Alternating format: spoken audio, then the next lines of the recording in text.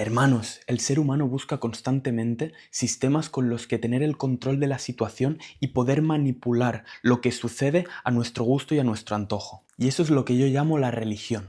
Y es que con todas las cosas en nuestra vida funcionamos así. Por ejemplo, yo voy a mi trabajo, hago cada día lo mismo y a final de mes recibo mi recompensa. O yo voy 5 veces por semana al gimnasio, hago la misma rutina, soy constante y dentro de 2 años voy a tener más músculo y voy a estar más fuerte. O incluso dentro de las relaciones, yo trato a esta persona de esta forma, le digo aquello que quiere escuchar para así yo poder recibir la validación y el amor, aunque no sea un amor verdadero, recibir ese amor y ese cariño de la otra persona.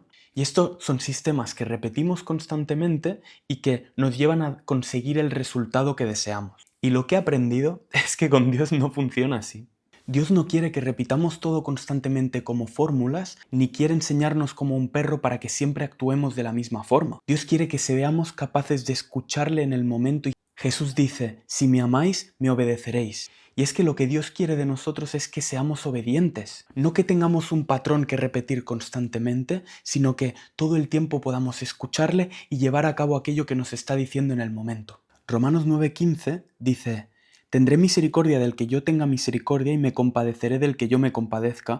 Así que no depende del que quiere ni del que corre, sino de Dios que tiene misericordia. No tenemos que preocuparnos tanto por hacer y por cumplir, sino ser obedientes a Dios, estar cerca de Él, mantenernos unidos a Él, permanecer en su palabra. Y si permanecemos en su palabra, vamos a ser obedientes y vamos a aprender con el tiempo a escucharle y a llevar a cabo en el momento las cosas que quiere que hagamos.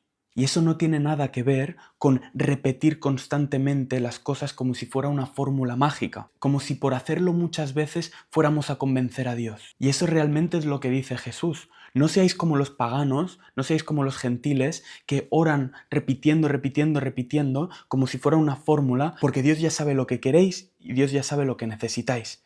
Entonces, no repitáis constantemente, sino buscadle y estad en su presencia. Eso es lo que nos dice Jesús. Y eso lo decía justo antes de enseñarle a sus discípulos el Padre Nuestro. ¿Y nosotros qué hacemos? ¿Usarlo como si fuera algo de repetir constantemente? No, lo que nos está enseñando Jesús con el Padre Nuestro, por ejemplo, es que nuestra oración es para pedirle a Dios que se haga su voluntad. Pues incluso eso el ser humano lo ha convertido en una repetición constante y en un sistema. Yo he caído en esa trampa de intentar buscar la fórmula con la que voy a hacer que Dios se mueva. Yo quiero que cuando ore por alguien, el Espíritu Santo le toque. Yo quiero que cuando ore por un enfermo se sane.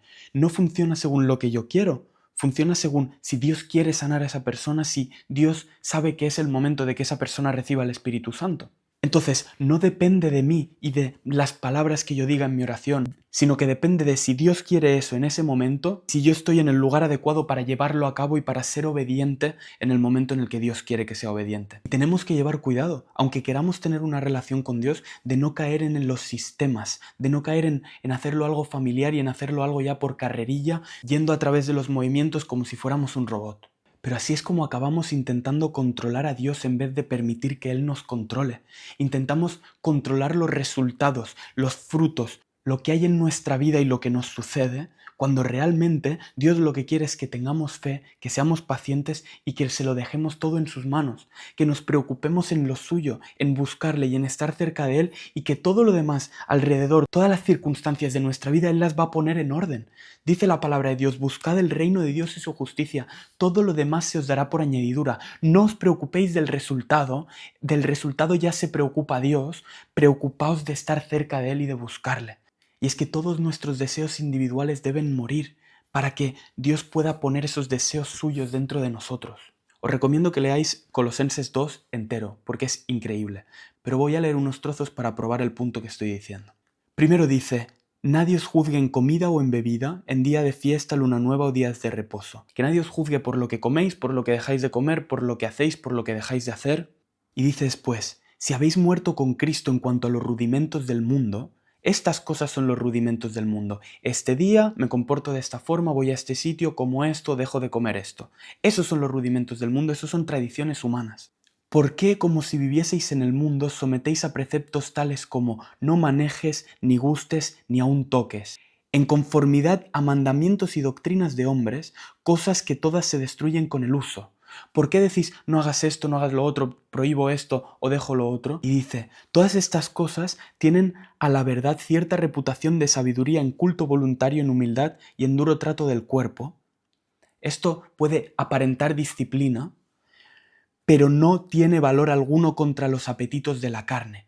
Los deseos que tiene la carne no se pueden trabajar con disciplina, sino que tienen que morir. No podemos sistematizar, vale, este día hago esto, nunca como esto, sí que como esto, pero solo estos días, y en este momento me comporto de esta forma y así Dios estará contento. Y la palabra de Dios nos dice, no hagáis eso porque estáis muertos a los rudimentos del mundo y vivís en Cristo, y todo eso no tiene valor contra los apetitos de la carne. Mis deseos carnales no van a dejar de estar ahí por el hecho de prohibirme algo, sino al contrario, cuando tú reprimes algo, lo único que haces es que crezca, crezca, crezca hasta que explota.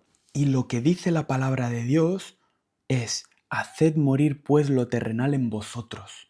No es lo mismo prohibir que hacer morir eso. Yo puedo reprimir la lujuria, o yo puedo reprimir la pereza, o yo puedo reprimir la avaricia, pero sigue estando en mi corazón.